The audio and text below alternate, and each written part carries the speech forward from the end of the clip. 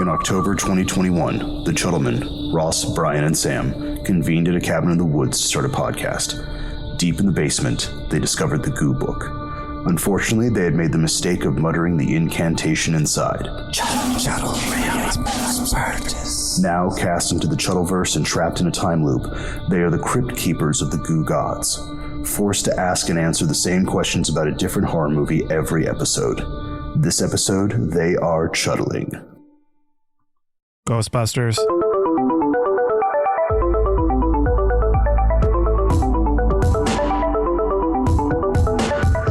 Suppity sup.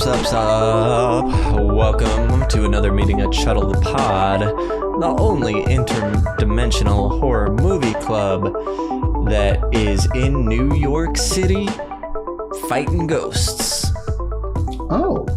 We're the only one. Interdimensionally, of course. Oh, okay, yeah. If you have not seen this movie before, we begin with our version of a trailer before we get into spoilers, and we have gathered in the Chuddle Club crypt this episode to pay tribute to Yaldamail, Goo God of paranormal horror, with a holy modifier of horror comedy. Ooh. Every good club meeting starts with a roll call. I am Sam. I'll be hosting tonight. I am here. Ross, are you here? Oh, hey. I thought that was you going, oh. And Bryan, are you here? Is this your forehead I'm feeling? Okay. Yes. Excellent. I am here. We gather here in the crypt to talk about Ghostbusters, but before we do that... Ghostbusters? Ghostbusters? Nope. You want to take that back? No. Did I do the wrong movie? Oh, no. Sam, that's not ectoplasm. Oh, boy. Ghostbusters. Gus is busting again, Gus. guys. But before we get into that, I'm going to take this moment to thank our patrons, the acolytes of the Chuddleverse. Your sacrifice gives us life, and we thank your beautiful souls. Membership is only $3, and you get some benefits, of course. Go over to Patreon, check that out. Commentaries, extra episodes, old episodes. You can support the show in other ways, of course. Subscribe, rate, review, tell a friend, share the show. We'd really appreciate it. Now, with all club members present, the covenant vowed, and the collection plate passed, it's time to crack open that Goo Book and officially begin tonight's meeting. Chuddle Aspertus. Give me that goo. Oh, yeah. Moseying on over to our log lines and taglines. Log line is: armed with proton packs, 4 paranormal investigators battle mischievous ghouls in New York. Taglines. I think that the most famous one that we all know is Who You Gonna Call? Who are you going to call? Ghostbusters. Yes, of course. Mm-hmm. Did they have alternatives? Oh, there's plenty of alternatives. I even took some out. So let's go. No spook, specter, or haunt will ever be safe again. I don't like it. Catching the undead is their life. It's not a pretty job, especially the way they do it. But somebody has to. That's such a long tag. Clunker. It's so wordy. Awful. Yeah. It's like a bunch of marbles in your mouth. They're here to save the world. Fine. Nice. Okay. Cool. Yeah. Sure. That works. This next one would be my favorite if they didn't already have, the perfect one. But this one, we're ready to believe you. That's a good one. Okay. That's a good one. Yes, that is. Yeah. From the movie, works well even if you haven't seen it, all that stuff. We got another one, The Supernatural Spectacular. Sure. Sensational. That's just more of a thing. Yeah. They... Doesn't feel like it's... Yeah, it's nothing particular. They Ain't Afraid of No Ghost. They ain't. Going back to the song. That sounds... Yeah. And The World's Most Successful Comedy. It doesn't say that was a re-release, but it must have been. It had to have been. And I would think so. Or maybe they were just ambitious. there was actually a ton. Just trying to throw it out in the universe. There was a ton of re-release ones, and that's it. Sure. We're stopping here. Yeah. Because a lot of them were just like, that's fine. They're here to save the world again. Oh. Who forged this tribute for the Goo Gods? So this movie was written by Dan Aykroyd and Harold Ramis, and it was directed by Ivan Reitman. All known for comedies, essentially. None of these people are known for horror, but some big ones, good movies. Sure, of course. Of course. Then, of course, our cast, we have Bill Murray as Dr. Peter Venkman.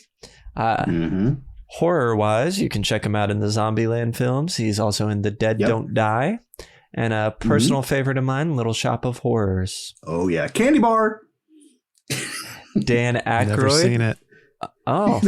You've never seen Little Shop of I've actually Horrors? never seen it, no. Wow. All right. Well, that's got to be on our list sometime soon. Yeah, I love that movie. Dan Aykroyd as Dr. Raymond Stantz. Horror-wise, he was in Twilight Zone, the movie. He was. Harold Ramis, Dr. Egon Spengler, no horror credits. Sigourney Weaver, Dana Barrett, of course, the Alien franchise, which we're covering currently, and Cabin in the Woods. Rick Moranis as Louis Tully, the star of Little Shop of Horrors. We have Annie Potts as Janine Melnitz and Ernie Hudson as Winston Sedmore. He can be caught in The Crow, Twin Peaks, Leviathan, The Hand That Rocks the Cradle, and The Watcher. And also a very nice gentleman. I met him at a con. Really? Yeah, he introduced himself to me. It was a really slow convention in Des Moines, Iowa. And I was just sitting at my table with like not doing anything. And he was walking by and he saw me recognize him and walked up to the booth and was like, "Hi, I'm Ernie." And I was like, "I'm Sam." And then he was like, "So what do you do here?" And we chatted for a few minutes. And then he was like, "Oh, well, nice meeting you." I was like, "Nice meeting you too. Thanks for stopping by." That's Lovely. amazing. I mean, he seems like such a nice guy. I think not horror. He's in like, what was it? Like Grace and Frankie or something, like one of the newer could thing be or something. that And I'm like, show with it's the like- older ladies. yes. Yeah. And, no, it just seems like a great guy. Yeah, very sweet, sweet individual. Yes, it was Grace and Frankie. He's on like 17 episodes. And yeah, I just love seeing him. Yeah. And I'm happy to hear that story. Obviously, about him. all these actors have been in lots of things, but like to highlight the horror. Yeah, I mean, yeah. Just I got to shout out Harold Ramis. I mean, you mentioned him a few times, but yeah, he's a fucking legend in the non-horror stuff. Oh, sure. Yeah, the comedy game. Didn't I believe he wrote Animal House, right? And he did a bunch of those stuff, like classics. Groundhog Day. Oh, there you go. One of Or Bryan's Groundhog Day. I see what you did Or there. Groundhog Day. That's a big one in the Bryan household. For sure.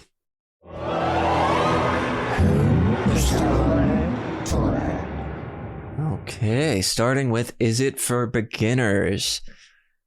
Absolutely. Yes. Absolutely. 100%. 100%. This is one of those really rare films that like it has, obviously it's got a huge buffer of just comedy throughout the entire thing, but like the ghosts and monsters are actually like creepy and scary looking. Like it's so you get that They don't really good horror. They don't skirt around it. They don't try and make that the comedy. Right. Yeah. Exactly. But they also feel inviting to a beginner. They're not like super scared, like not like grotesque scary or something. They are, but they aren't. It's still they're all the ethereal right level looking as a ghost. So it's like I feel like it's that perfect level of just for a young kid, it can really freak you out. But I don't think it's going to be. I mean, teach their own. It can be a traumatizing thing, but it doesn't seem like one of those like you throw on. Totally. Something very traumatizing for a child does different things. And that's what makes it so perfect for the beginner. No, you hit it right on the head because it's like they are creepy looking in certain aspects, but they're also like illuminated in like these very crazy color schemes. So like you have like every ghost almost has its own color palette. It's like see-through. It's got like, so like it's visually interesting, but also kind of creepy as well. It's great for kids. But then some are funny. I mean, classic Slimer and all this stuff is still looking like absolutely creepy and gross. But he's still kind of gross. I feel like it's down the line that he became more childified. Well, sure, the cartoon is what, I mean, he had a voice in that is what really, but like the scene where he's just like gobbling hot dogs and stuff. Like, he's funny in the sense that he's just gobbling food and, What are the subgenres for this movie?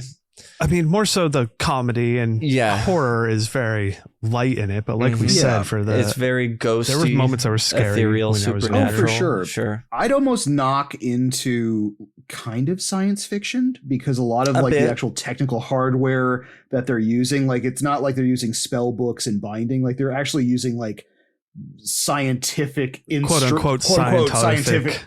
Yeah, exactly. It was like the containment unit and the proton packs like lean it into this like weird, sci-fi light. You know what I mean? No, 100%. And that's probably one of the reasons I always liked it so much as a child too. I don't know if this was a big thing we're going to talk about, but I'll play my cards. Egon was always my favorite. Oh, absolutely. I was a big Egon person. Okay. So, and I always felt like he had like cool science info and like had a lot of info and like that probably played into the sci-fi things. Obviously, I love sci-fi stuff too. Obsessed with mold and sponges. So it can touch that sci-fi world. Yeah, I'd say. And what advice would you give someone going into this movie for the first time? Just enjoy it. Just go and go. I mean, it's kind it's of a hard movie of the 80s and enjoy it. Yeah. Yeah. All right. Cool. That button. Trigger warnings. All right. Trigger warnings for Ghostbusters. You guys got any? Definitely some weird sexism Stuff. For sure. Yeah. Misogynism is probably better. Yeah. There's a little heavy on the misogyny when it comes to especially like Venkman's character. Yeah. Yeah. 100%. He's definitely inappropriate on multiple occasions. But no, there's nothing like throw-uppy wise. There's no real animal death or anything like that. No real animals. What is it? It's PG, right? Yeah. Okay. Yeah. So obviously you're not going to get the super hardcore stuff we're used to with horror movies, but right. Yeah. Even on that instance, like, the goo and the whatnot that we get that would normally be a lot grosser and some of the other stuff is still a lighthearted aspect to it. The more of the trigger warnings come from, I'd say the ignorance of the misogyny of the 80s. Okay. Does it please Ugat Maloo, the gore god? No, not at all. No. Not even. He's like, what the fuck is this? He's like, you gotta be fucking kidding me. You're kidding me. Yeah. So. He's like, you're goddamn right. That's a comedy. There ain't a drop of blood. There's not a drop of blood in this movie. Oh my God. You got to be yanking my chain here. Yeah. That's what he said. You got to be kidding me. All right. I smell something rank. What does that smell? Do you remember if you smelled anything funny? Ugh, what's that smell again? Obviously, it arrived spoiled. It isn't good. It's spoiled. That's it. We're into spoilers for Ghostbusters. So if you somehow haven't seen it and really wanted to, now's your chance to see it. Yeah. Either we're going to spoil it or, take a break. So we're going into our IMDb behind the scenes. This was gigantic. I'm sure it was tough to whittle down. Yeah, it was about 30 pages. I got down to 3. Oh boy. Oh wow. Because I wanted to keep, it's such a big movie. I wanted to keep a lot in here still, but you'll hear it. Let's start. We will. Let's do it. In the middle of the film's initial release, to keep interest going, Ivan Reitman ran a trailer that was basically the commercial used in the movie, but the 555 number was replaced with a 1-800 number, allowing people to actually call in. Callers got a recorded message of Bill Murray and Dan Aykroyd saying something to the effect of, "Hi, we're out catching ghosts right now." They got 1,000 calls per hour, 24 hours a day for several weeks. Whoa. That's fantastic. Yeah. The viral marketing. Yeah, baby. man. Mm-hmm. Almost none of the scenes were filmed as scripted. Most had at least one ad-lib. However, most of Bill Murray's lines are ad-libs. And I think I cut it, but also Lewis's whole sort of monologue as he's going around the apartment during the party, talking to people and saying what's going on. That is entirely improv. That's perfect. Awesome. It's wonderful. Sigourney Weaver recalled, "I once had a fire in my apartment and this was after the movie, and the firemen came to put it out. One of them opened up my refrigerator and said, "Whoa, you better call the Ghostbusters." After Harold Ramis died in 2014, fans of the movie paid tribute to him by visiting the firehouse, the exterior of the firehouse used in the movie, making a makeshift memorial, leaving Nestle Crunch bars, Twinkies, and collections of spores, molds, and fungi. Perfect. The schedule for getting the movie into theaters for its release date in summer '84 was so tight, Ivan Reitman said that the final print included incomplete special effects shots and errors like the visible wires. But, quote, remarkably, people didn't care. Oh, good. It's good. On the set, Dan Aykroyd referred to the Slimer ghost as the ghost of John Belushi. Slimer's gluttonous eating was based on Belushi's cafeteria scene in Animal House. Okay, awesome. There you go. Oh, also, Ross, I'm sure you have tons of behind the scenes stuff that you know about this movie. So at any point, if I haven't mentioned something, bring it up. This was the highest grossing of all time until Home Alone. That makes sense. The Stay Puft Marshmallow Man suit costs approximately $20,000 each. 3 were made and all were destroyed during filming. Wow. Damn. Yeah. Seems expensive for that. But I don't know why it cost that much. The Stay Puft Marshmallow Man was originally supposed to come up out of the water right next to the Statue of Liberty, but the scene was too hard to shoot. But I think that would have been really cool, like Godzilla style. Visually, well, exactly. I also want to know how much a Godzilla suit costs to make on average around that time, because I want to see what the comparable price point for a Stay Puft versus a Godzilla is. But, oh man, I couldn't even imagine the weight of that suit underwater and then kind of coming out of water would have been nuts. Dan Aykroyd described Mr. Stay Puft as a cross between the Michelin Man and the Pillsbury Doughboy. He wanted to create a fictional brand mascot that everyone would have grown up with. So I included that because I didn't know that it was fictional until I read that. Yeah. I always assumed it was a brand that just didn't exist anymore. By the time I would have been aware of it. Oh, that's such a trip. So I have a Stay Puft Marshmallow Man tattoo, and every time anybody sees it, 9 out of 10, they go, "Oh, that's a really crazy Michelin Man." Oh, really? Yes. That's funny. Well, that's part of what it was invoking. Yeah. Yeah, exactly. So check this out. I got you some Godzilla. Oh, okay. Yeah. All right. Yeah. All right. Well, what is this? So the Return of Godzilla, released in '84, had a mold. It was the animatronic Godzilla, referred to as a Cybot. So there's an animatronic Godzilla. That thing costs like $475,000 to build. Wow. Okay. But which got me to thinking, the facial work of the Stay Puft Marshmallow Man probably has a shit ton of animatronics in it. It does. That's where the cost goes to. That was the cost. Yeah. Because there's a few, I think the suits are destroyed, but the actual animatronic, I think there's 1 or 2 still in existence. Okay. Yeah. And it's IMDb behind the scenes, so it says they're destroyed, but Oh no, maybe the suit itself, I wouldn't know, but I wouldn't doubt at all that the actual physical suits made of foam latex or foam at that point or just nuked after shooting. In a scene that was cut from the movie, after Gozer is defeated and Walter Peck gets covered in marshmallow goo, the crowd cheers and Mr. Stay Puft's hat falls and lands on the ground. And I just included that because I think I just love the imagery of that, the hat falling down to the street level, this giant hat. So I'm going to try not adding as many. Well, you're going to wait till we're done. Okay, right. For behind the scenes for this? Oh, well, yeah, it involves the final scene. Yeah. Okay, yeah. Wait till I've read them all and then anything that's not included. There's 3 pages. Yeah. In 2010, actor William Atherton, who is the EPA guy, he recalled to the AV Club that the shaving cream that was used in the melted marshmallow scene was quite heavy. He originally, before they tested it, he said, how much cream is there? And they said, not that much. And he said, well, how much does it weigh? And they said, it's about 75 pounds, but it's shaving cream.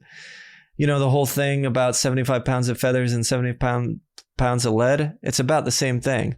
So we figure out what's going to happen to this. They put some poor stunt guy underneath so to show the sissy actor, okay, look, nothing's going to happen. They unleashed it and flattened him. So they took out about half the shaving cream, and I went in very happily.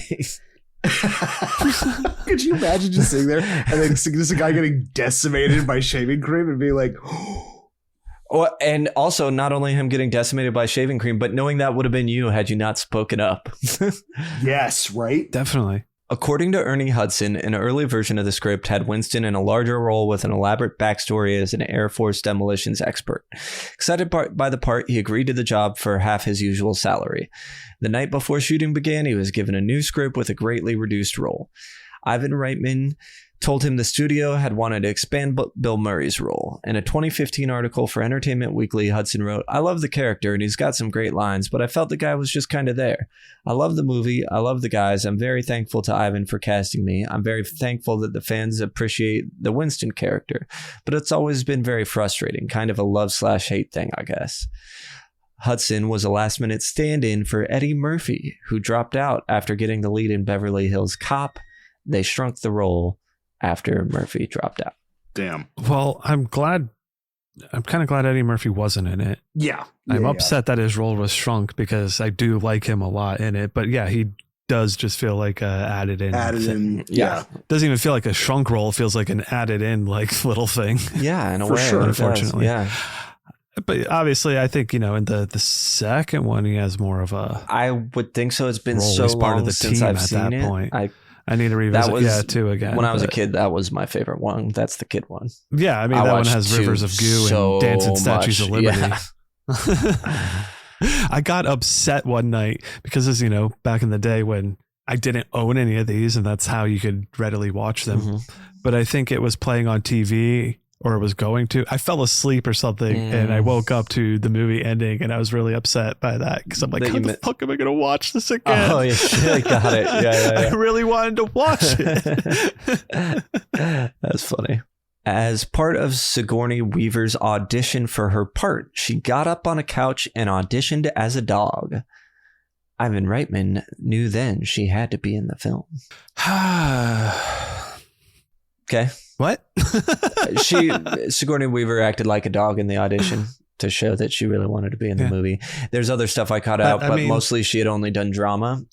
Even though her stage career, she had to be. I understand. Yeah, she wanted to do comedy and hadn't had a chance, so she was really trying to get this. Gotcha. The role of Dr. Peter Venkman was originally written for John Belushi. He died as Dan Aykroyd was writing the script. Damn. So they turned him into Slimer. Yeah. Michael Keaton turned down both the roles of Dr. Peter Venkman and Dr. Egon Spengler. Steve Guttenberg turned down the role of Peter Venkman to star in Police Academy. Tom Hanks, Richard Pryor, and Robin Williams were considered for the role of Dr. Peter Venkman. What wildly different movies that would have been. Yeah. And it says considered. For all that means they just threw some names out. What I mean? Yeah. Tom Hanks, of the three, I think is the only one that maybe would have worked for the type of character, at least as we get him in this, but whatever. Mm-hmm. Christopher Walken, John Lithgow, Christopher Lloyd, and Jeff Goldblum were all considered for Dr. Egon Spengler, which it's such a Jeff Goldblum role. I hate to say it, but it's such like a, yes, well, don't you see? Yeah. Especially back then before he became like a character of himself. Before he became moist. Yeah. Yeah. Gozer was originally going to be played by Paul Rubens, or at least that's who they wanted, but he turned down the role. And they got Slavica Jovan. Yeah, some like I think that was a good. That was good. David Bowie, Grace Jones mashup. Yeah. Mashup with bubbles. According to Reitman and Ramis in the DVD commentary, Aykroyd's rough draft, the story was going to take place in the future and teams of Ghostbusters would exist everywhere. They would be like paramedics or the fire department. It was always based in a firehouse. According to Reitman, such a film would cost at least $300 million in 1984 dollars. Oh my God. Harold Ramis was brought in to rewrite the script. So just another reason why he did a great job. I cut it out of here. Sure. But also, he said that he wasn't planning on playing Egon. But by the time they were like casting, he was like, you know what? I think I'm the best person for this role. And they were like, yeah, sure. Yeah. Let's do it. It's awesome. Though never referred to in the script, the green ghost the guys bust in the hotel was called Onion Head by the crew. This is Slimer, of course, because of its horrid smell. A scene where the ghost haunts two newlyweds showed the characteristic, but was cut. Contrary to popular belief, the name Slimer is not used in the film and was created by the real Ghostbusters cartoon based off Venkman's line in the film, "He slimed me." Right. The ghost was only ever... And I think... No, I remember something noticing when he's listing, at one point they're like listing types of ghosts or something, and they call them Slimers is a type that they list. Oh, did they say that? It was like, no, he wasn't referring to him specifically, Slimer, but it was a type of ghost. Yeah. Nice. The ghost was only ever referred to as Onion Head and the ghost of John Belushi by the cast and crew before the creation of the cartoon. Onion Head. Onion Head versus Pumpkin Head. Ooh. There you go. The ghost of Slimer. Something else. The spirit of slime. The title Ghostbusters was already taken by a company that made a TV series, The Ghostbusters, in 1975. Long legal process was made to get the rights, blah, blah, blah. Basically, this boils down to they were trying to shoot the movie using Ghostbusters and Ghost Breakers and changing it back and forth between scenes because they didn't know if they'd know the rights. And that became such a hassle. They're like, fuck it, let's just go Ghostbusters and make it work. Hope it works. Yeah. Make it work. So thankfully it did for them. Dan Aykroyd was inspired to write the script for the film after living in a house that was allegedly haunted by the ghosts of Cass Elliot. Mama Cass, Mamas and the Papas. Ham sandwich. Just a floating ham sandwich. Made her own kind of music. Powers.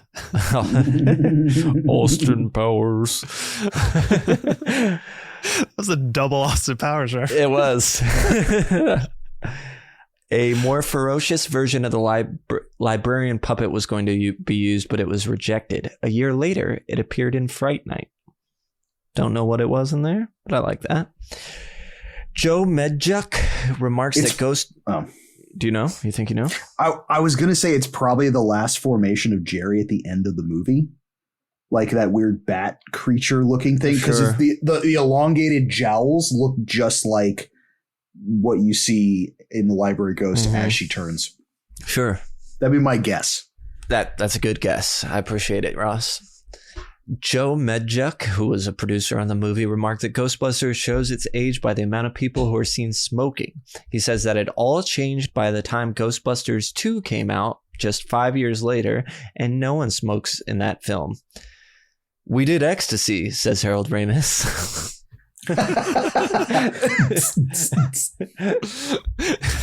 Yeah, remember in Ghostbusters 2 where they're just all kind of like feeling everything, writhing and touch. It's that pink goo. That's why they go to pink love goo. Oh my god! Imagine just like hanging out in some positively pink charged goo while you're rolling.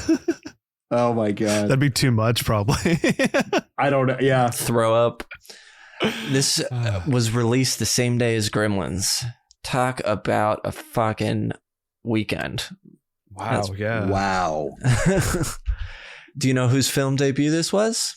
You're not going to say. CNN host Larry King's film debut. So there's a little bit of trivia for you. Great. Ray Parker Jr. had trouble writing the film's theme song. When he saw Ghostbusters TV commercial in the film, he decided to write the song like an advertising jingle. The song was a #1 hit for 3 weeks. Yeah, it was. Adjusted for inflation, this would be the 32nd highest grossing movie of all time. Oh, wow. That would be at the time somebody put this into the trivia. I don't know when that was, but still, it's probably not too far from there. Huey Lewis and the News sued Ray Parker for plagiarism because of their song, I Want a New Drug. And they lost. They didn't get it. But I went and listened to it, and it is pretty similar. I can see the similarities. It's not like quite a New Kids on the Block, not New Kids on the Block, Vanilla Ice Queen thing. It's less than that, but it's close. It's close enough to cause a lawsuit. Yeah. I can see why the news felt the need to sue. Mm-hmm. A 2002 addition to the Oxford English Dictionary credits Bill Murray's ad-lib, this chick is toast, as the origin of toast in the sense of a person or thing that is defunct, dead, finished, or in serious trouble, etc. Oh. Change the dictionary. The ectoplasm was made from methicellulose ether, a thickening agent used in processed foods. Gross. The film was originally meant to be set in Chicago. Bill Murray and Harold Ramis are both from Chicago area, and Dan Aykroyd starred in Blues Brothers, which was also set there. Mostly just included that because this movie is New York as fuck. It's crazy to me that it could have been in another city. Right. The New York Public Library is built on top of a cemetery. Did you know that, Bryan? It's true. I Googled it because I can't trust this trivia all the time. And we all three have been there together. How about that? We have.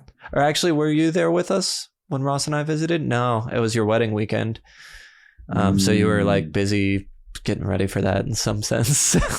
Yeah. No, I wasn't there with you. It grossed over $1 million domestically every day for 54 consecutive days.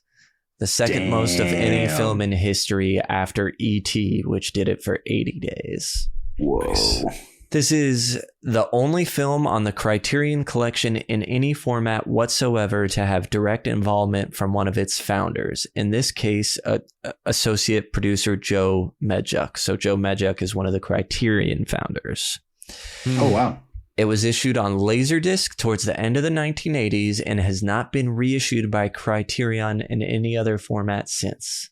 So if you want to see the Criterion Ghostbusters, you have to get the Laserdisc. Yeah. Beautiful. Cool. Finally, last one I kept in here.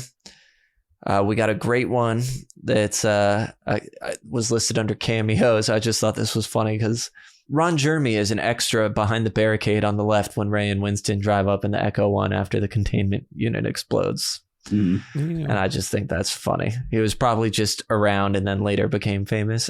Who knows? I have no idea when he became famous. Gross guy.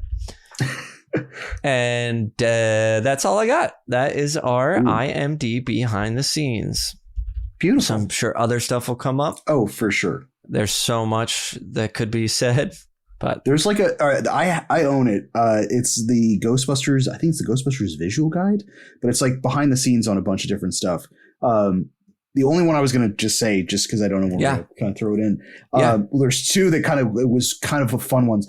John Candy was apparently auditioned for Louis Tully, but he insisted about having two German shepherds, and he had like a Swiss or German accent, and having a German accent, and they were just like, no, like we love it, but no, we can't have that in the movie.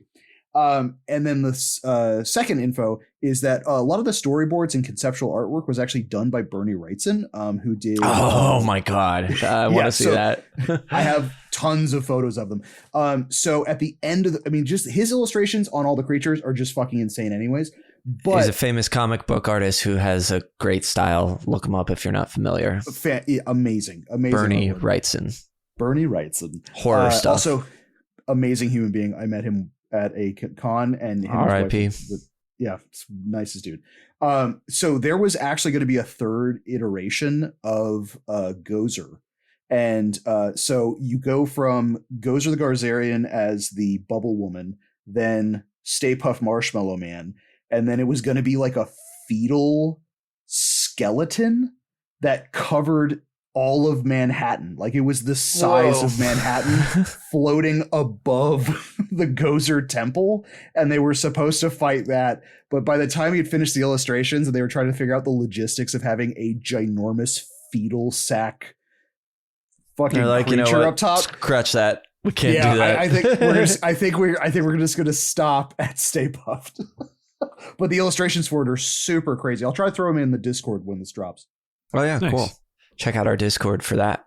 All right, that wraps it up. We will start talking about the movie. Let's stick our hands into this goo bucket.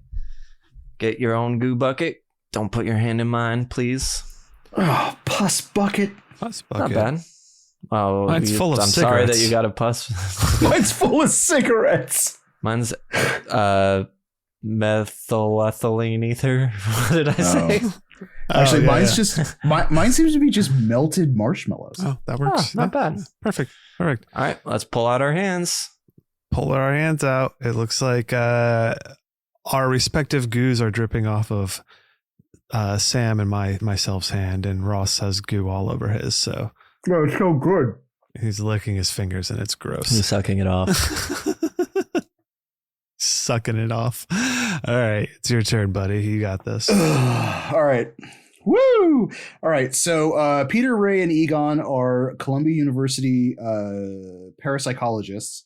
And we first kind of get introduced to them by a ghost in the New York Public Library. And because of this, they kind of like figure out like, hey, maybe like we can, well, they get booted off campus. And then they're like, hey, maybe we should like take this seriously and like, let's do this. So they become good. They basically form Ghostbusters. So that kind of goes into like they're building their business. We have Dana Barrett, who is she plays cello, I believe, cellist, who strings. For sure. Strings, something like that. She finds a demonic dog in her fridge. So she calls up the Ghostbusters. And this is where we get that kind of like really weird intermediate Venkman being a horn dog. Well, we get it when it happens throughout. We first meet him too. But it's, this is the introduction to the horn dog. Yeah. No, it's when we first meet him. Sorry. Yeah. Oh, yes. Oh, yeah, absolutely. We'll get, okay, so then from Dana's place, they go to the Sedgwick Hotel where they encounter Onion Head. And this is when you actually see them bag their first actual ghost for the first time. We also get some like very interesting, like these are like nuclear reactors. We should not be using these. Also, do not cross the streams because it will literally fucking kill you. Well, I love it. It just adds to they're just bullshitting their way through everything. Yes. I didn't realize how much they're just figuring it all out and hoping everything works along the way. They're all just shooting from the hip. This is all brand new technology for them. I love the fact when he switch in the elevator, they switch it and they all start backing away from him as this thing starts turning up. Anyways, so so now like they're in full like, hey, we're Ghostbusters, we're promoting our wares, they're doing all this kind of crazy shit. This is when they get so busy that they have to hire Winston. So Winston hits the scene. But in doing so and getting the popularity they have, the EPA shows up by the big bad boogeyman named Walter Peck. It is true, this man has no dick. And first tries showing up, trying to play nice, but Venkman does classic Venkman, pisses him off. And then as they kind of get more information on what's going on in Dana's apartment, they realize that Zool is a demigod that is a subservient of Gozer the Gozerian, which is the apocalyptic, I think it's pre-Sumerian or Sumerian god of like destruction, basically. Yaldamail, our supernatural, is I believe based in Sumerian names. Is how we they're all friends. They're all we found that name. Dude, Gozer and him go way back. College roommates. Nice. So let's see here. So yeah, Dana gets possessed by Zool, and then so does Louis Tully, the neighbor. And Zool possesses Dana, and then the creature, they both kind of look, they're terror dog. They're technically called terror dogs, but the dogs have different names. One is Zool, the other one is Vince Clortho. Yeah, Vince, the key like a kind of regular name or like a human name. It's like Zool and then Vince. George McFly. Vince Clortho. Yeah, it's so fucking ridiculous. Well, maybe that adds to why he's so goofy. Rick Moranis' like version. Sorry, we'll get into it, I'm sure, in characters. He's like goofy when he's possessed, as opposed to Sigourney Weaver being a horn dog. But it's like Zool is like a terror dog, and then Vince Clortho seems like he was just a regular ass dude turned into a dog. It's like, I'm not even supposed to be here today. Yes, it's like a Kevin Smith character. They both get possessed, and then Peck comes back to the Ghostbusters office with a cops in hand. He's like, we're shutting this the fuck down. You guys are like, this is all fake. Turns the fucking containment unit down, which is in the basement, which causes it to fucking blow up. And every single ghost that they have captured from their inception is now blasted a hole straight through the ceiling of the firehouse and is now infesting the entire city with ghosts. In doing so, in the madness,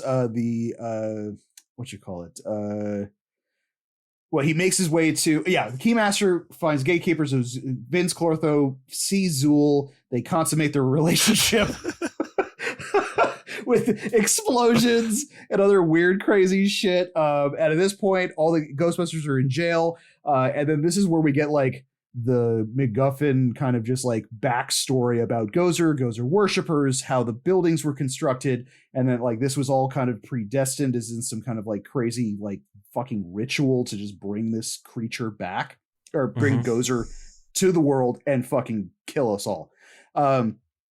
So they kind of shit royally hits the fan. They get out of jail.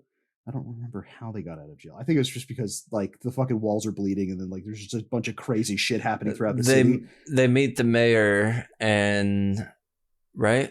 Yeah. Oh yes, they do. They're like, because that's when they have the argument with Peck. We can fix this. Yeah.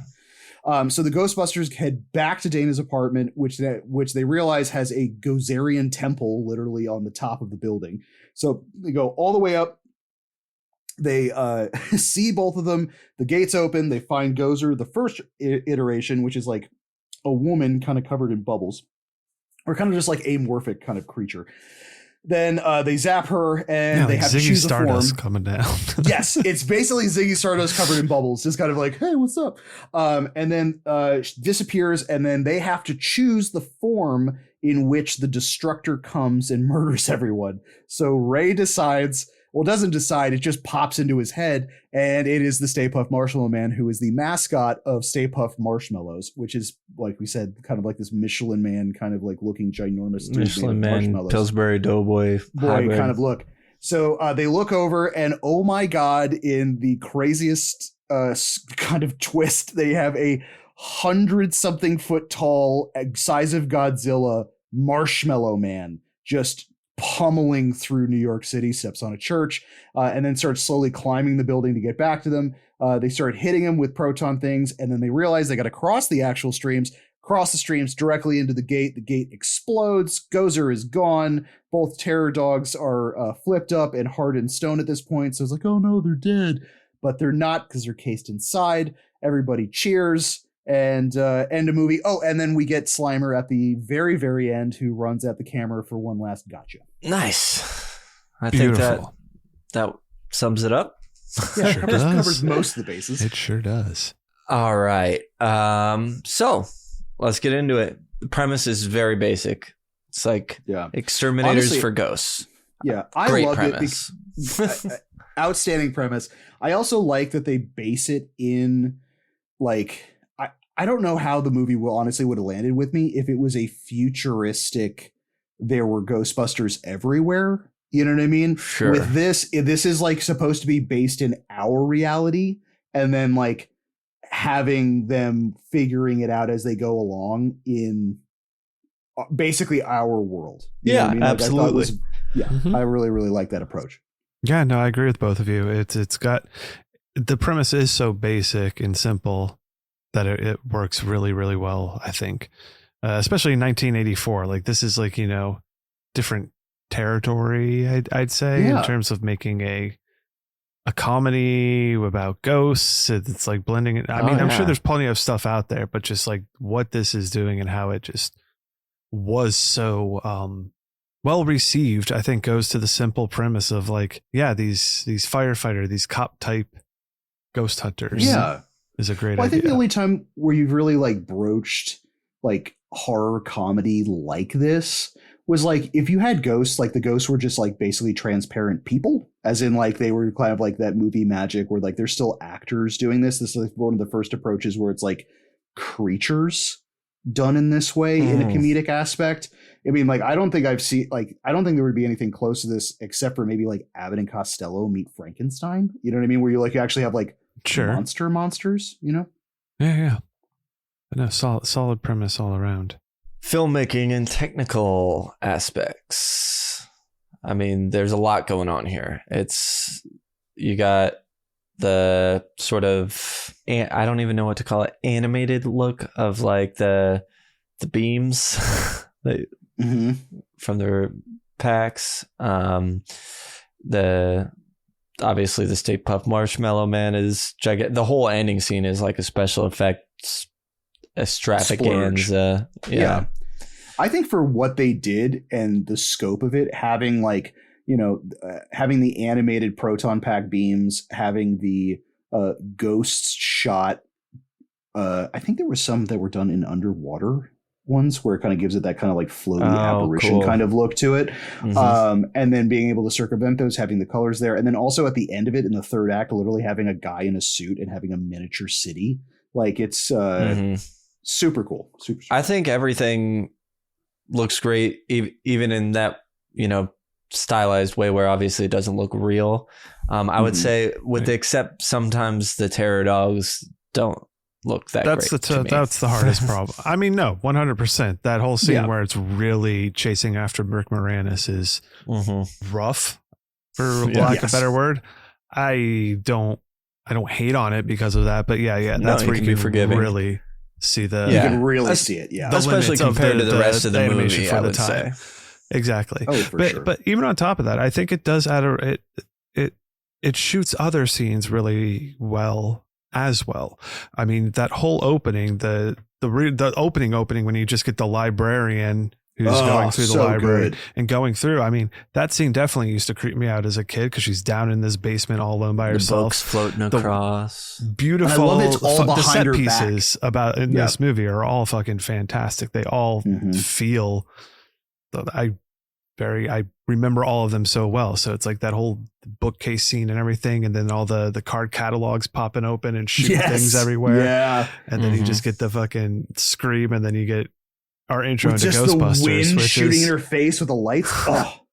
That I think is good in what it adds to that beginner horror aspect. Like if you were digging this as a child, I think that that definitely made you probably peer more search into, others. Start 100%. This Ghostbusters I feel like could be a really, really good gateway horror and really test those waters because of like those moments like that. I think it does play on that creepiness very well. And then obviously the comedy I think does it does it good.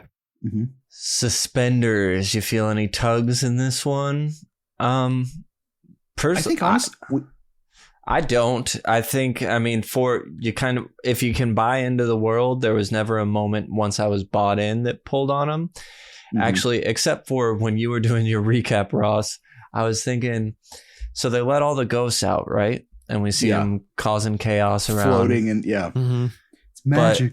Then what ends up happening there? Are they just, because then they go up to deal with Gozer, right? So are all these ghosts still terrorizing everywhere at the end?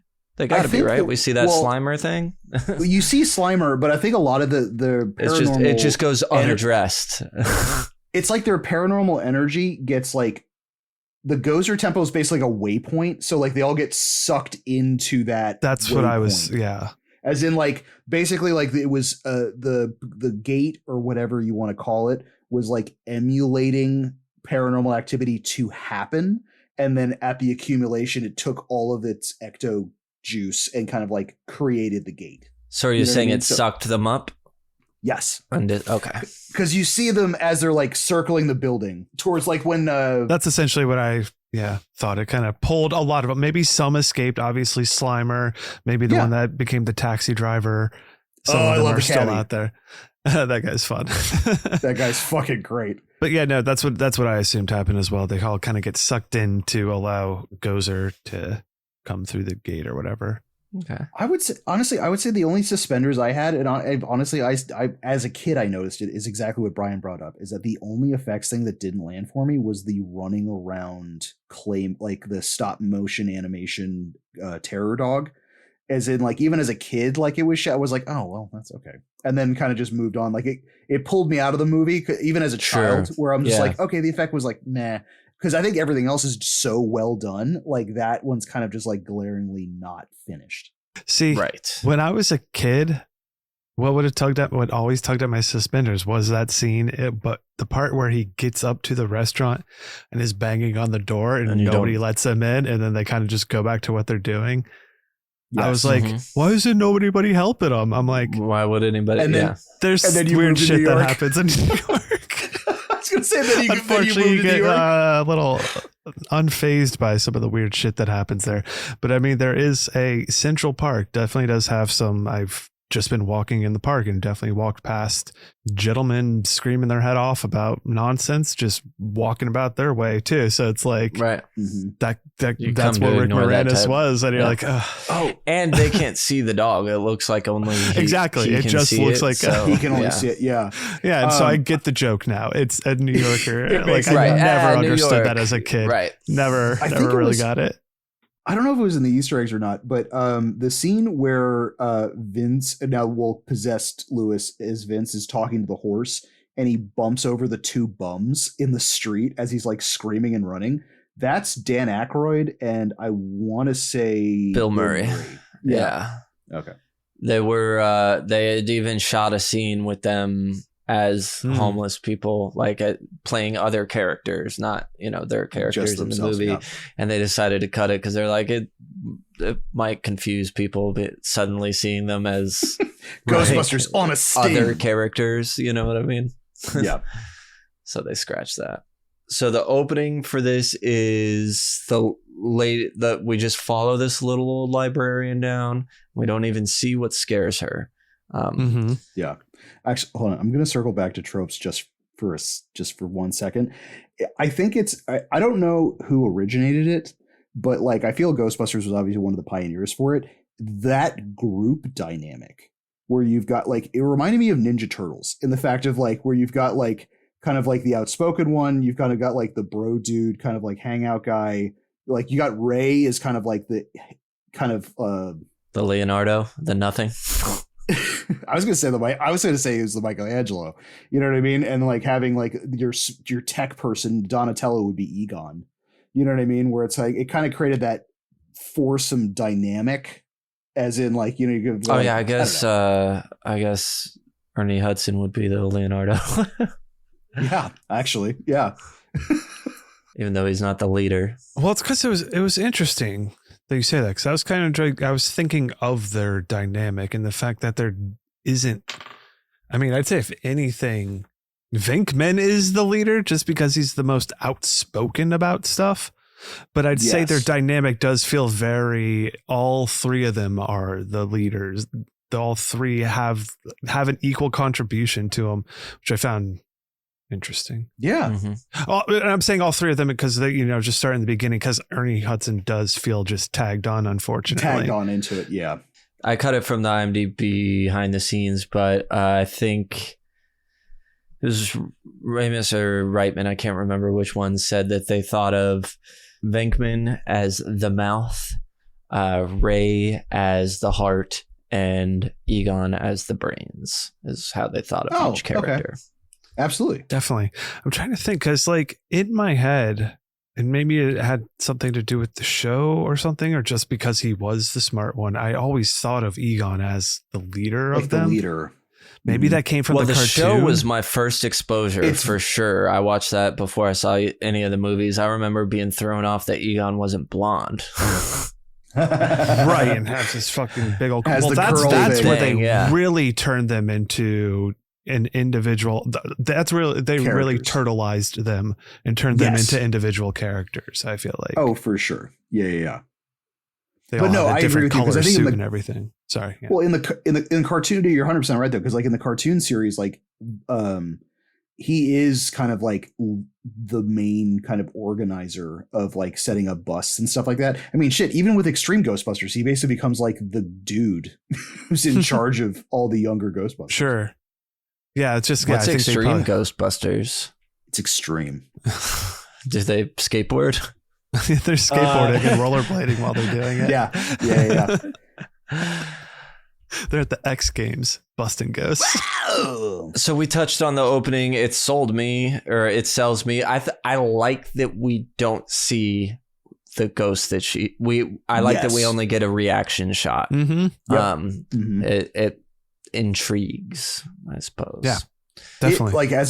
Watching it as a kid scared the bejesus out of me, but like in a good way, as in like it was a buildup and you knew it was kind of going to happen. But then like you said, not seeing the ghost and then just having like her scream and then the logo materialize in front of you was just like chef's kiss.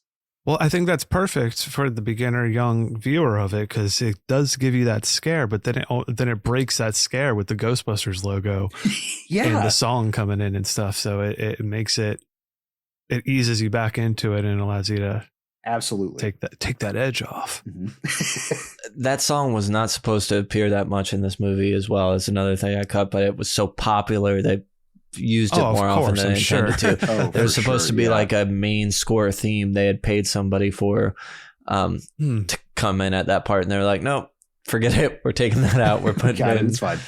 Ghostbusters. Yeah, no, I love it. I mean, obviously, it makes sense. It's a great song. Everyone agrees. Everybody loves that song. Yeah. Okay. Our characters. We've been talking a lot about them. Venkman. So when he's introduced, he is running some sort of ESP experiment testing negative reinforcement. Let's talk about this. Is he a teacher here? They are all professors. Yeah. And presumably so he's running some sort of study. Presumably, yeah. Two so people are like students or something. Yeah. Okay, for sure. Or That's no, student, that girl. they're paid volunteers. Because he Right, talks but about I assume they're students. right, but I assume they're students. Is what, like he's paying them. Most of these $5. research studies are for students. On students, yeah. The one guy's like, you can keep your $5. So, I always remember every time he gets shocked and like the fucking his gum shoots out of his mouth and he's like, oh. Yeah. But yeah, he's definitely, Venkman is not cool here in his manipulation of this young woman. This is one of the most, one of the big problematic things about him. And he's not doing real science at all either. He's like, they were right to fire him for saying you look at it as a grift or whatever. Like this, he is grifting. Only trying to sleep with this young girl. He is not trying to do any sort of research. No. Yeah. He is like, he's the it sounds really dumb, but it's like he's almost like and I hate making the comparison, it's the only one that pops in my head. He's supposed to be almost like the Scully, as in like it seems like he doesn't believe in the supernatural shit, and then once it happens then he's like, oh, he's shit, skeptic. Okay. he's the skeptic, you know what I mean? As in like he's when you get introduced to him, like you can clearly tell he thinks it's all horse shit and it's just a paycheck for him being in this department. And then when supernatural stuff actually starts happening, he could do any kind of research he wanted. He doesn't have to research something he thinks is bullshit. Right. And use that to be predatory. Sexual predator. Yes. That's Venkman. And that kind of continues throughout. He's only interested in helping Sigourney Weaver Dana, because he wants to sleep with her. Yep. And then, like, I mean, dude, he doesn't really take advantage of her which is good, while she's all like horned up or whatever. Right. He does kiss her. He thinks about it for a knocks second. Her out. Yeah. Knocks her out with Thorazine that he just happened to have with him while he was going to see her. Yeah, that's interesting. Just has that conveniently in the car. I really like Ray a lot. Like he's so excited about all, like he goes, it has a fire pole, and then like he buys the car, and like I mean he puts, doesn't he put his like parents' household estate in like a second mortgage to like with like some horrible interest rate, 19% interest rate. Yeah. And then Egon's like, you're gonna be paying like in 4 years $100,000 in interest. And he's like, oh god. I do find it really funny too, because like he is so such that'd like be like $1 million loan essentially. Mm-hmm. Sorry. Oh no, he's such like just a sweethearted dude. It is really funny. I don't know if you have this in your notes, but like the deleted scene. Which notes are over, pal. Okay, I was gonna say the deleted scene that's turned into the dream sequence. Mm-hmm. So there's an entire deleted scene of, I think it's they were at a fort. They're a fort. Yeah, they're at a fort / military base type thing. And then Ray spends the night in this room that's supposed to have like a ghost in it. And basically winds up like having sex with this ghost. I was about to say, does he get another blowy? He gets. So they shot it and cut it, but they wanted to use that. So that's why it's a dream in sequence, the movie. Okay. Yeah. So they put that parts of that sequence in there, and yeah, he gets a blowy by a ghost. I thought that was just like hilarious. So one thing that kind of takes it out of kid friendliness, kid zone. Yeah, I guess ghost more so than all the smoking. That is. Yeah. That's the scene. Definitely. I was watching that being like, oh, I never like I don't remember if my parents ever censored that scene from me or anything. I think they probably weren't even paying attention. You'd have to ask about it. You know what I mean? Yeah, they probably weren't even like noticing or caring. I'm gonna be totally honest with you. I think the TV cut, actually cuts a lot of like that would make sense. Him getting his like pants unbuckled and like the actual simulated like. I think a lot of that. Yeah, I think that gets goinked. Barely in any way. And I was thinking about gets goinked. Yeah. Okay. The kids have seen this. I don't know if we made it through the whole movie or got to this point, but if we got to this point and that was happening, I wouldn't say anything. And if they asked, be like, "Oh, some silly ghost is messing with him while he's sleeping." You know what I mean? He's getting tickled. Whatever. Like something goofy's happening. Silly ghost stuff. Yeah, right. And I probably just imagined that's what was happening. Depending on what age I don't remember when I first watched this. So right. I'm trying to think if I was like a super young kid watching this or not. I probably wouldn't have thought twice about it. It definitely didn't do anything for me when I was a kid and saw it. I was like, was that 2? I was all about 2, but not this. I mean, we definitely mentioned this, I think, in Alien. With Sigourney Weaver, she definitely, like, thinking back on it, she was probably one of my like youngest, like I didn't realize was a crush. Oh, interesting. Nice. Oh, for sure. As I'm thinking about like things and who I have grown into, I just thought she was some lady that I liked to look at in movies. But now that I think about it, there's more behind that. Well, she's also such a goddamn good actress. Like I remember like having actual nightmares about like when she gets possessed. Like the sofa chair having all those crazy like that's good. The hands shit and out monster. of me. Oh my god! And then her screaming and then have her whole face muffled and stuff like that was like, oh god, yeah. No, like, she's great, and obviously, I'd say her better counterpart besides Venkman, Rick Moranis. So good. So fun in this. Yeah. He's so much fucking fun. Yes, have some. I mean, who he's does perfect. your taxes? Wait, what happened? Who are you? Who does your taxes? Like, so much fun. And his ability to just play into he's already like this kind of like fun, nerdy character trying to be cool and everything. But then when he gets possessed, he goes into that wackiness, which I kind of mentioned earlier. Like, I guess what's his possessor's name? Victor Clortho.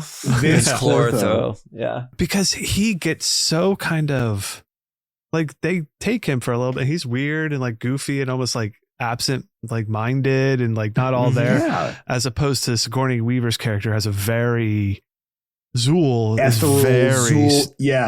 a narrow mind, knows what it wants and needs to do. Totally. Mm-hmm. No, Vince is just stoked to be there. Like when he's doing that whole like, you want to test then, like, me? Gozer turned into like I forget what he talks about. Like the whole history of Gozer. He's like so pumped about talking about it. Just like fucking.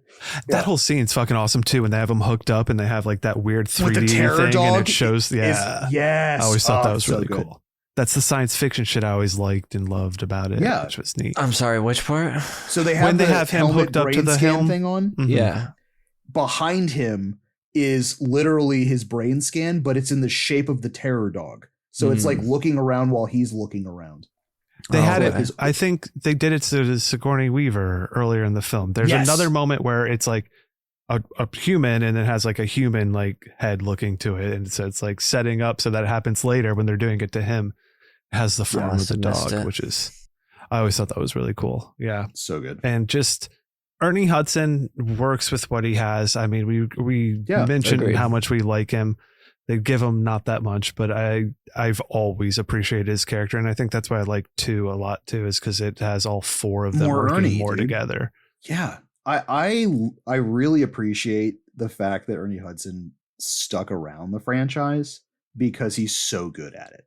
Like, we get an appetizer of him in actual Ghostbusters, but like, goddamn, he's so good. Like, he's so good in this movie, but then everything Ghostbusters related that he's in moving forward, he just knocks it out of the park. He's just so good. Such a nice guy. I love to hear that again, but I think it comes into the fact that the cartoon we mentioned as well, all of these people, I mean, we're mentioning so many characters because they all become such characterizations of themselves with the cartoon and everything. It's so memorable in it.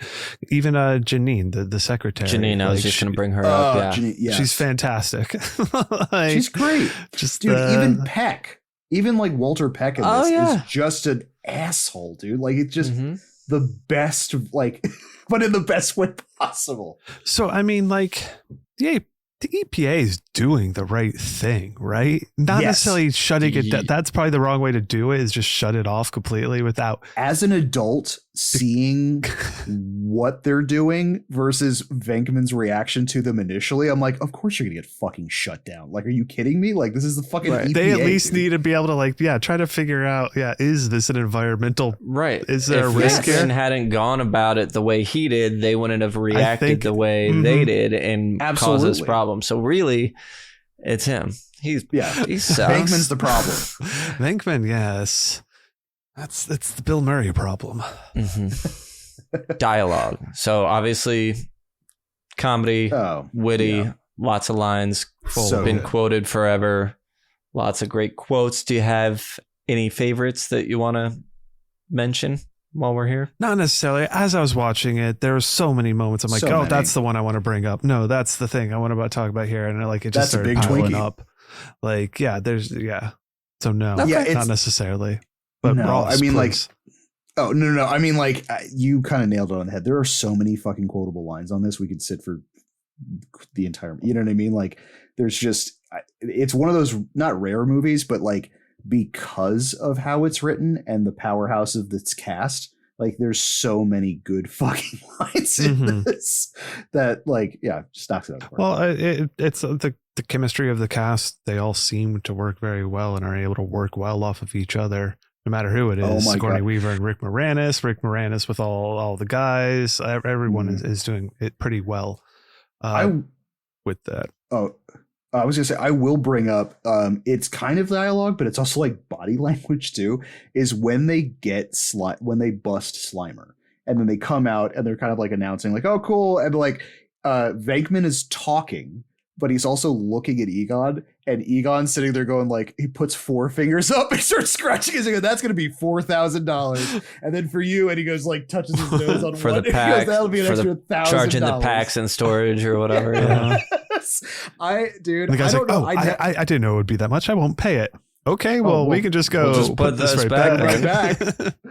I never caught that body language as a kid, and then like watching it in like my late teens, early 20s, laughed so hard at that fucking scene because like it kind of cements the fact that like Egon's kind of the obviously the brains behind the operation. Where it's like, I just love that he's like kind of like doing the.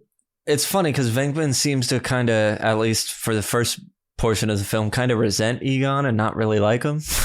Oh yeah, well, because like I think in a lot of respects is that like if you're playing those dynamics where like Venkman's kind of the grifter, like Egon's like the actual scientist in this scenario, and Ray's like, in between. I feel like yes, and Ray's like kind of in between the two, where it's like because like Venkman at this point is kind of just like a cosplaying a scientist, and then you've got Egon who's basically like 3 scientists in one.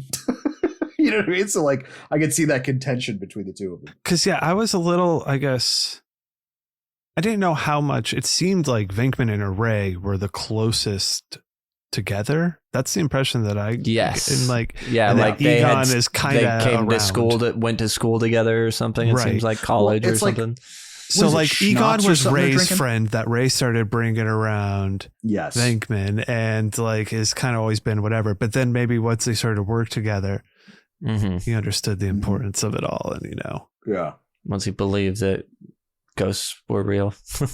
Right, that's what it took. Scares, jump scares. I mean, you talked about the library boast being scary. Obviously, you kind of got to go back in your memory to when this one could have been scary. Did any other moments? When Dana, her whole apartment possession thing, right? Mm-hmm. Oh yeah, like the chair possession I thought was crazy. Honestly, I mean, like it kind of gives you the librarian, like when she does the shush, and then the getter when she transforms from an actual person into a fucking monster. Like that was shit. Like because I think from that point I was used to actors in makeup translucent, and then the second we're like, okay, I've seen that before. And then when you have it like this metamorphosis into like this weird ghoulish creature, I was like, fuck, I have never seen, like, especially a kid, I'm like, I have never seen that before. Oh my God. Right. Yeah, no, I agree with that. A lot of mine come from obviously when I was young. That's the stuff that really scared me, because I think a lot did. Like when the ghosts get released, when they all get released out, I don't know, and then that has that soundtrack behind it, always just gave me a weird uneasy feeling. That's such a weird when song the Stay too. Puft Marshmallow Man, as goofy as it is, like when he gets like really angry, or like I think when he starts stomping, that used to creep me out too, man. Face. Like nobody steps in a church face. in my town. And so I mean, certainly back then, and now I can just see those moments and respect them at this moment. I wasn't scared this time around though. Yeah, I think the most visually gross out one on it to me is the cabbie ghost, because it is just a rotting corpse in clothes. So it's that weird, like, because everything else was translucent, right? And like this thing was like a literal, very real, literal corpse in a car, and like especially since it's like a 30-second, not even, so maybe like 10 seconds in the movie. You know what I mean? And that I was like, ew, oh God. And then it just cuts to him like cutting across lanes and shit, where I'm like, oh, this guy in the backseat is definitely dying. Like this guy's just I imagine or getting to his destination quicker than ever. Well, I thought that's what the gag was going to be. I didn't remember that there wasn't an into it. I imagined him getting out, paying the cab, and just be like, thanks, and just like getting out of it, like as like a typical New Yorker jerker. Yeah. He gets to where he needs to go, doesn't even notice. Sure. Okay. Gore's kills, there aren't any. Yeah, no. So I don't think we need to visit the Gorometer. Oh my God, this is the first time. Yeah, we've never 0. Yeah, absolutely. Yeah, because I mean, like, it's kind of the same realm of like Gremlin death, where it's like the only thing that gets blown up is the Stay Puft Marshmallow Man, and technically his body's thrown all over the building and all over copious amounts of people. But he's even also with made Gremlins, of marshmallow. Didn't you get Gremlins and microwaves and shit? Like that's at least like killing something. Yeah, and that just reminded me of a suspender tug. It's clearly all shaving cream. If a marshmallow had just exploded, everybody would be suffering from hot marshmallow falling on them. Yeah. It would be a very bad situation. Yeah. That would be really and another suspender is that this, like, you know, symphony accompanist, not even first chair, and this accountant can get this place across from Central Park. Yeah. Rent stabilized, baby. I mean, they inherited it. I think Rick Moranis can. I think he schmoozes enough and gets enough business to do that. Right. Yeah. And his party, he decided to invite write off co-workers instead of friends, so it could be a write-off. Yeah. Exactly. You know that salmon, $25.10 a pound. I got it for $14. Like, deals are everywhere.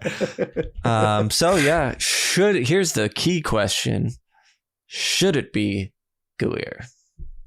And not gooey in the, because it actually has plenty of actual goo.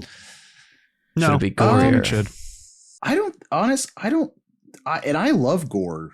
added into movies. I don't think it needs. I think the movie is effective because it just knocks at the door of like some of these horror elements. Like if we actually had someone die in this movie, I feel like it would be, unless there was some kind of scene where like you could see them turn into a ghost. You know what I mean? Like, yeah. But even that I feel is kind of a bridge too far for this movie. I think it's just kind of like let ghosts be ghosts and kind of just deal with it.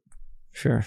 All right. That brings us to our climax. This is one of the most famous endings of any movie, I feel like, because of the giant Stay Puft Marshmallow Man.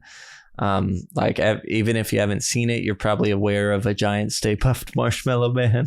Oh, for sure. I know I knew that before I saw the movie. I think it maybe a character in the cartoon show. I can't really recall. But was the thought of crossing the streams ever something before this? Because I feel like that's something that men know about. Oh, you mean like peeing together? Peeing together across the streams? Yeah, I think it's a minimal dick joke. You know. But was that? But did we used to say it that way? No, I mean I've probably not, because I still more often than not. Well, not that I only recently started doing it again. Sometimes the boy and I'll have a sword fight. That's what we call it, and that's what my dad and I called it when we were kids. And then I think maybe I did it a couple times drunk, maybe with you, but not that I recall. But I know I've done it drunk outside with friends before. Sure. It wasn't necessarily even doing it. Just the thought, that. And ladies, if you haven't put together what we're talking about, it's you pee next to each other and make your pee cross the streams. Right, what they do in the movie, but that term, I'm just talking about that term. The term specifically? If before it this has movie, to come from Ghostbusters. Because I'm sure from this, because I'm sure men have been doing this all their lives. Right. So before Ghostbusters, where they say cross the streams. Yes. No, I think it's been sword fight. Exactly. So this really did something the crossing streams, pop culture. Definitely. So yeah, that could be. That's what I'm saying. Like that could just even be out there in the universe, and you don't even know it's from Ghostbusters. Yeah, absolutely. If you've ever crossed streams. I also love the fact in the climax of this movie is that like they have to climb 22 flights of stairs before they could even get to that's fucking rough. I've had to do that up here. I felt that. But imagine with all that gear on yourself too. They're wearing fucking 100 pounds of gear. And I want to say ladies can cross streams too. It's just a lot harder, I'm sure. Sure, they just probably haven't, it's not as easy saying it's not as common as I doubt they've done it with their kids and their parents and their friends. But maybe let us know. Let us know in the comments on Spotify. You didn't think Ghostbusters episode was going there, but we went there. We went there. Yeah. Well, anything else to say about the climax? They cross the streams to blow him up. I like his melty face. It hasn't stood out to me much before, but when we actually see his face melting away, when it Stay Puffed. That's cool. On him. Yeah. Oh, cool. Yeah. Like that weird film. That explosion's fucking huge. It's massive. I also, I really do like how they kind of portray the ethereal plane. Because like when the gates open and then you see Gozer with the terror dogs, like there's like this floating pyramid in mist in the background where like everything's kind of like floating and really fucking just weird looking.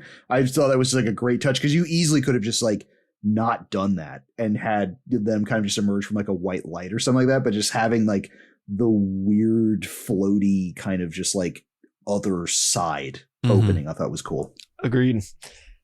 There's not really an epilogue. It just kind of ends there after they save the day. We see some stuff happening as the credits start, and then it goes. I love when the people come up to help Rick Moranis, and he's like, I want to go with them. I want to go with them. I also love the fact that Egon tells him, he goes, hey, I need you to come back because I need a sample of your brain. And he's like sure. Okay. Yeah, they just keep the hits just keep on coming, and then we get credits over all that, and and Slimer. Yes. Cool. Anything else before we get to the crematorium? I'm sure there's plenty to be said, but I think it's good to leave it there for me. Great. Let's head on over there. Let's start with our first question.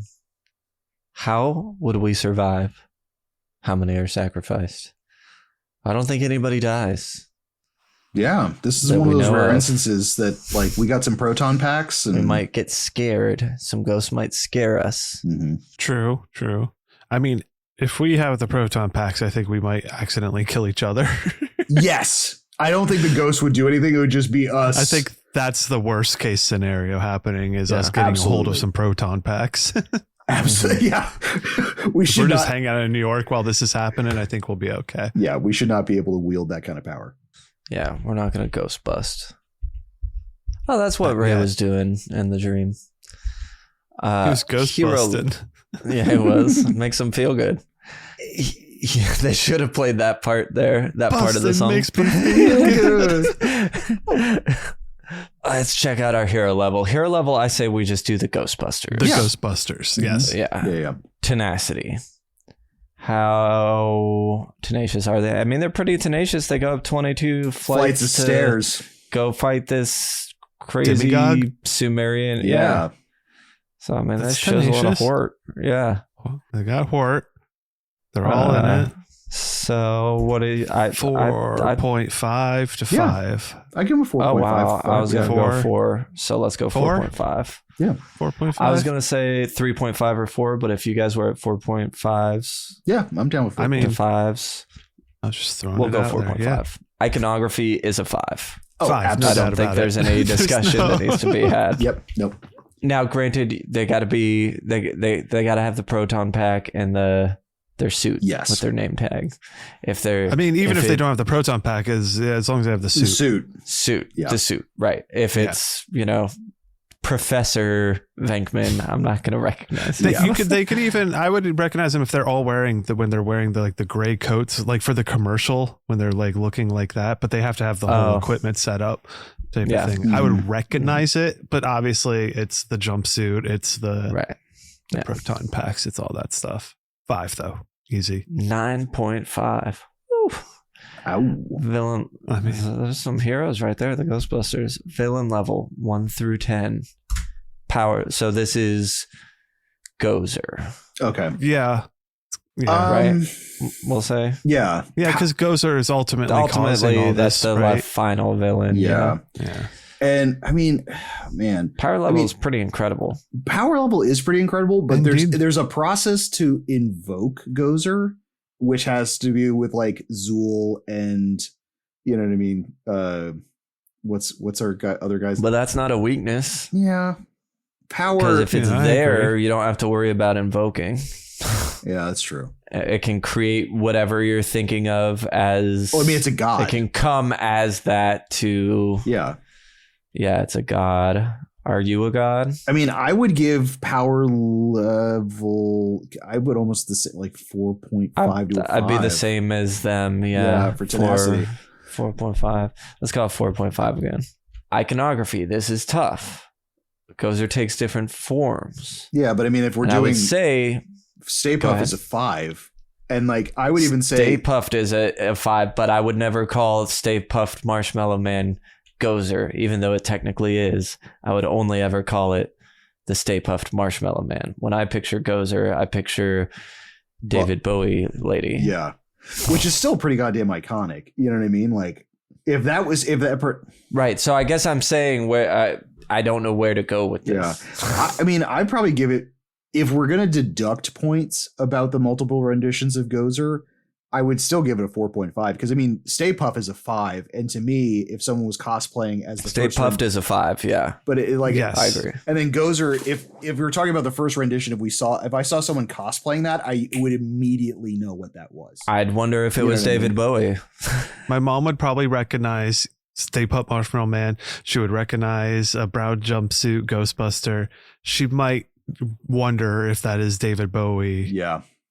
Or what? It's true. So I think that's a perfect example. Stay Puft is 5. Yeah. Bowie Gozer is what, a 4 to 4.5. Yeah. So I think a 4.5 is a good. Yeah, I for iconography. Okay. That's a 9. Yep, gotta do it. 9.5 defeats a 9.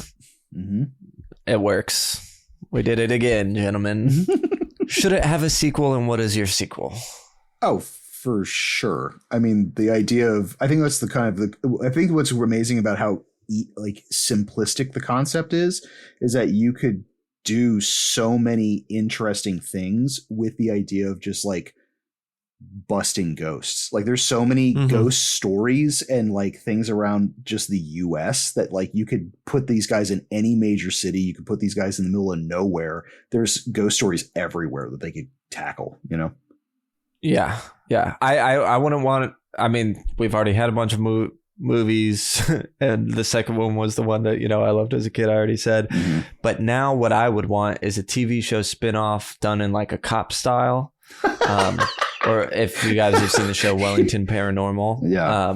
But, you know, we're following the Ghostbusters real life with cameras and going around and just seeing all the shit they get into. And not even these Ghostbusters. Yeah. Like, you know, some other, the LA division or whatever. That idea of like every town like has a fire department, has a Ghostbuster now. It's like the Scranton Ghostbusters. Exactly. But it's like, almost a cops-esque series where you're just following different departments or something like that. And maybe it can tell an overall Reno bigger 911. story. Yeah. Oh, Stuff absolutely. like that. I think that's a fun idea because then it could definitely still play into that comedy very well with that. Yeah, you hit the comedy. God, you can have all sorts of weird characters you run into, repeating characters. Like, Oh, for sure. And you could have just all different kinds of like ghosts and things like that. Oh, I did want to say, I wonder what Nick Swartz in Ghost would get. Right. I did want to throw this out because obviously we're talking about sequels. Is if any of our listeners are video game heads, the official Ghostbusters video game is technically the third script that they wrote. So like they realized that they that's right. I knew that. Yeah. So the video game is basically like if you're thinking about it as a trilogy, it's Ghostbusters, Ghostbusters 2, and then Ghostbusters the video game because it ties the whole Sumerian Gozer arc. And they realized they were too old to play those parts anymore, so it just never really got done. But until they were able to do the video game and all the original actors came in to voice it. So if you want to play the third movie, play the video game. Thank you, Ross. Love that. What prop do we want for the crypt? I already got a proton pack, baby. I want that. Right. I always liked the trap. The trap's great. That was one of my favorite toys. I had that as a toy. Loved it because you could throw it out and there was a little thing you pressed and it would open it up. Oh, so fucking I did cool. not have that one, but my friend Scott had one, and boy, did I love playing with that thing when I went over there. But I want all the gear, rays, goggle, all of it. All of it. All the tech would be great. The proton packs. I know you have one, Ross, but yes, want a couple of proton packs. I think we all get colander for the head scanner. Yeah, that's great. I think for the crypt, we can each have a mannequin of Ghostbuster equipment. You know, I think get all 4 characters. We don't need for a movie like this. Go all out. Get Venkman. Yeah, get them all. Yeah, we got room. Mannequined out with their. Yeah, we have space. Yes, for sure. 100%. Since we have space too, I want a made up version of their cartoon character outfits as well. Ooh, nice. Because those ones were all different colors. Those were when they really got wonky. I don't think they ever show the physical copy, but I would love to have a copy of Tobin's Spirit Guide because they refer to it all the time in this movie, and they refer to it heavily in the second one too. But like having just a categorized encyclopedia of just all paranormal monsters and stuff like that would be fucking awesome. Great. Midnight showing. What are we doing? Ectoplasm everywhere. Oh, everywhere. And black lights. Cigarettes. Twinkies. Twinkies is a good one. Twinkies. Yep. Crunch bar. What do you dress as? Marshmallows. Ghostbusters. Just marshmallows. Ghostbusters. Yeah. Marshmallows. Marshmallows. Marshmallows. That's pretty safe too. Oh my god! When like when David Bowie albums. When David Bowie. When Stay Puft blows up. Ashes. Just throw marshmallows directly up in the air. Everybody in the theater does it when he explodes, so we just get rained on of just marshmallows. Or bring in shaving cream and dump it on the audience and just start spraying it everywhere. Yeah, that part. That'd be great. Great. Concession vessel. The trap. The trap. Yeah. Yes. I don't need anything else. Yeah, they actually. What was That'll be for my nachos. Was it for? I think it was either for Afterlife or one of them. One of them. They did a trap, and they actually had the actual popcorn in like this translucent pink, so it looked like the trap was open and like emitting light. It was fantastic. Cool. Ours would be better. Ours would be a lot better because it's just the bottom just full of goo. Mm-hmm. Butter. Okay. Well, I think we've said I only want your fingers. Okay. Sorry, I didn't know. Nope, that's fine. I only want your fingers. Should we all cut our fingers open and bleed on it? Can you wrap your fingers around this? I'll take a Voorhees burger and a side of Jason's bacon. Show them. On this show, we use a rating scale of 0 to 5 fingers. Each finger represents a different quality about a movie. These ratings are subjective on how we feel about it. Doesn't matter if the movie's good or bad. Let's go to the big dog, who I know is one of his all-time favorite movies. He's got a proton pack hanging in his living room. It's true, I do. It's Ross. It's like a 0.5. It's terrible. No. I mean, I'm gonna glaze through. It's a 5 for me. I think right. I have such an emotional attachment to this movie.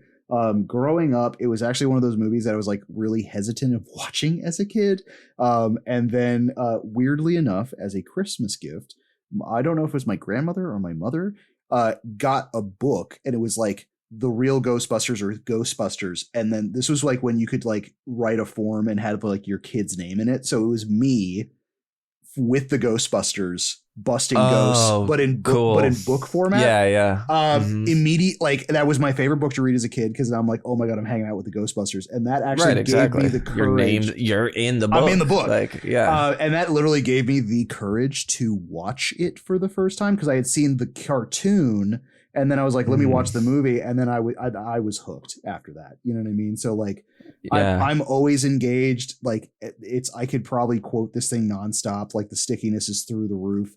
I have so much. I mean, I literally own a proton pack, a neutrino wand, and a trap. I've got tons of Ghostbuster stuff throughout the house. And then like Cockle's Gozer level apocalyptic destruction, like beyond eviscerated. Like this is, like just it hits everything. Dogs and cats living together. Yeah, I mean, it's such a good. Like the scary stuff, the creepy stuff is supposed to be creepy, and it works really well. The comedy to me works. It's just like, I don't know. It's just everything. It's a warm blanket.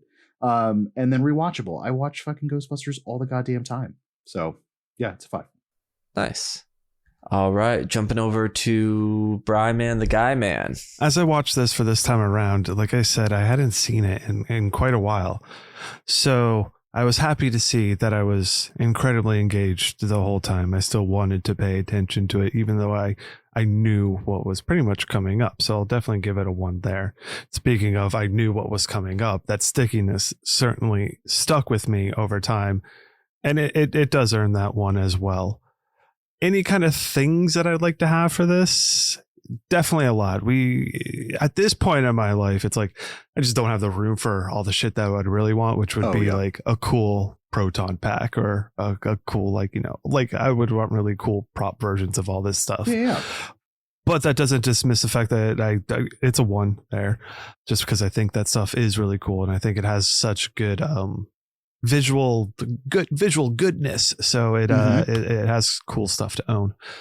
Cockles, it's definitely going to hit a 1. I mean, on nostalgia, but also just the fact that it's still like, this is all the kind of stuff that I want. Some cool, fun, practical effects with the weird sci-fi bridging on the edge of horror, nerdy stuff going on with it is neat. And rewatchable, while I don't watch it all the time like Ross does, I will give it a 1, because I felt myself even after watching it one of the recent times. I'm like, yeah, I could easily just throw that back on, because it is at this point also such like I can have it as a background movie as well. For sure. So it works very well in that rewatchable factor. But also in my heart, it just is a 5 out of 5 feeling. So I'm obviously going to lend it to that as well. It's nice. I'll find a picture of it somewhere of me as little Egon Spangler when I was a child. Nice. Yeah. I was like, I tried to be like, I'd like the cartoon version a lot. So I think I had tried to do my hair in some sort of like twist, twist. Yeah. I love that. Cool. And I used to be very blonde. Oh, really? I don't think I knew when that. I was a child, I was a blonde child, and then it just turned to brown hair. Sure. Well, it's not going to be a certified shuttle, guys. I'm sorry to disappoint. We're aware. we figured. Engaging, I think being generous is a 0.75. I don't know if I've ever not fallen asleep while watching this movie. I think the tone just doesn't work for me, whatever that is, because obviously people love it. Made $1 million a day for 54 days or whatever the fuck it was. I'm clearly on the outside looking in here, but I just like, I didn't notice the head scan thing that you talked about with the terror dog. I just, it's probably more like a 0.5, but I'm going to give a 0.75 because I feel like if I rated this accurately, it would be lower than I wanted to get that it feels. So we'll see. Sticky, we will give a 0.5 to because it's a movie I feel like I've never actually remembered what was in it. And then I watch it, I'm like, oh, I do know. I'm not engaging with it, which is why I'm not remembering it. Like, I don't think this is, well, I'll save that for Cockles, I guess. Stuffable is an interesting one because it is so kind of like cool, right? There's a lot of cool stuff in it. Oh, yeah. Granted, I don't have any. I have space for it, but I wouldn't want a proton pack because I'd feel like a fraud. Like a poser is what I'd feel like. We'll do 0.5 with, I'll kick it up if it doesn't work out by the end. Cockles will also be a 0.5. I've never found it ever in my entire life. Have I ever found it particularly funny? At all. Interestingly enough, I found Rick Moranis funny this time around. And also, whenever anybody has quoted this movie to me, I have laughed at hearing lines from this movie. but not the original. Not when I'm watching it. Like, I'm like, oh, cats and dogs living together. Like, whenever somebody first quoted me, I thought it was funny and didn't even realize it was from Ghostbusters. And they told me. And the line stood out ever since then. It's a very famous line. I have never once thought it was funny in this movie. I think part of that is I don't think Bill Murray is funny in this movie. And a big part of the comedy comes from him. Oh, yeah. And then rewatchables, also going to be a 0.5. I see myself watching it more often these days, probably because of the kids, because they love the song. So they had already wanted to watch it. Again, I know we put it on, but I can't remember if we got through the whole thing. And that gives a 2.75, which is too low. So Stuffable, I'm kicking up to 0.75 because there is a lot of neat things. 3... Even 3 feels fine. I will say this is the most I've ever liked Ghostbusters. After watching it these times. Again, loved the second one as a kid. I know the second one is more made for kids. And I watching it for this really made me want to watch the second one, but I wanted to wait till we recorded, so I didn't have that coloring my perspective on this one. I still want to get it maybe just a little bit higher, so I'll kick rewatchable up a little bit higher because the lack of engagement and stickiness makes it feel like I keep feeling like I'm missing something in the popularity and everything, so that maybe I'll come back to it. 3.25 works for me.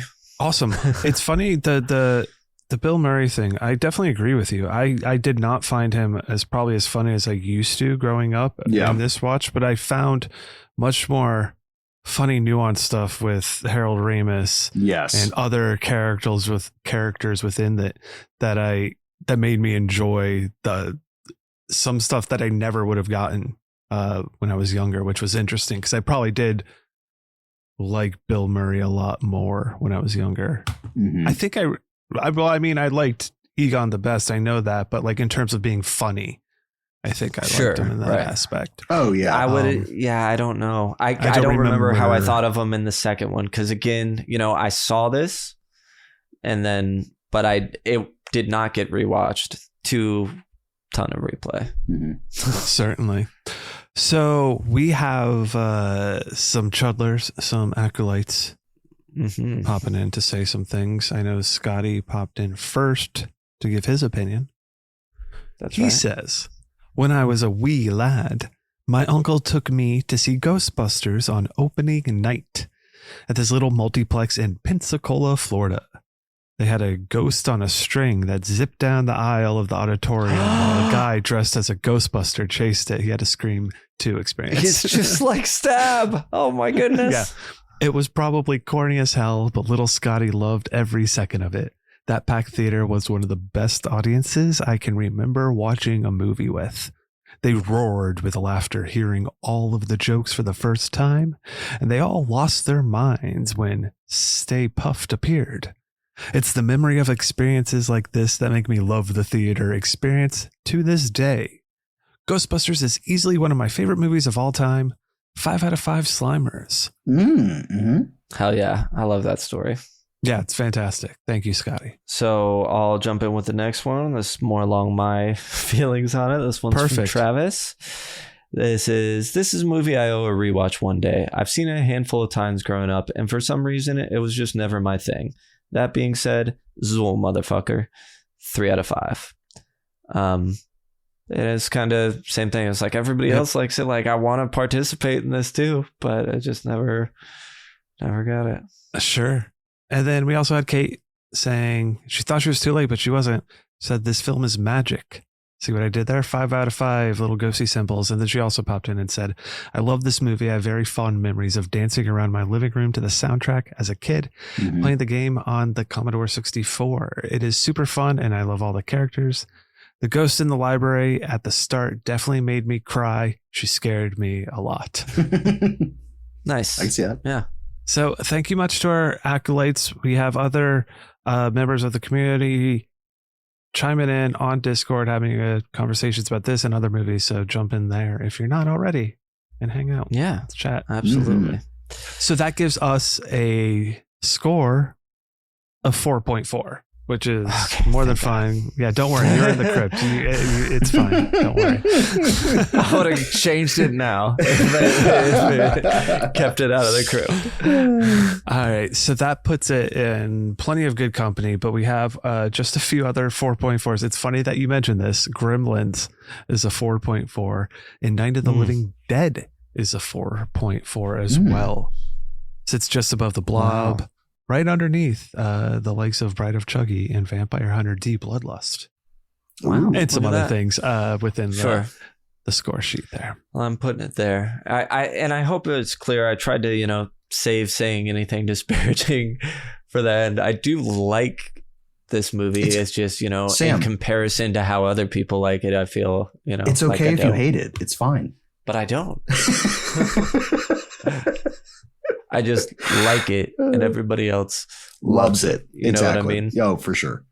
But I think a lot of it, and I will be the first to admit, some of this is rose tinted glasses as well, because I grew up on Ghostbusters. The nostalgia. Oh, dude. Right. I mean, we played with Ghostbusters toys and things around those lines. So it's just a seeded ecosystem. It all is blended together at this point. Melded together. Yes. The cartoon with the toys with the thing. It was huge for me.